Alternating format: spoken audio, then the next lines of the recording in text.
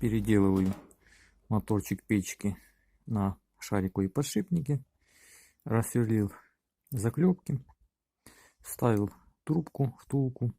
Нашел подходящий по диаметру под подшипник. И вставил туда подшипник. Потом опять заклепал. Также сделал и здесь. Тоже втулка, тоже подшипник. Диаметр вала 6 миллиметров.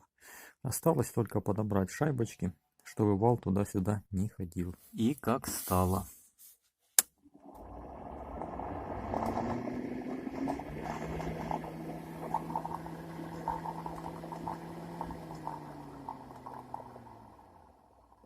Есть отдельное видео, как делал этот шим регулятор оборотов.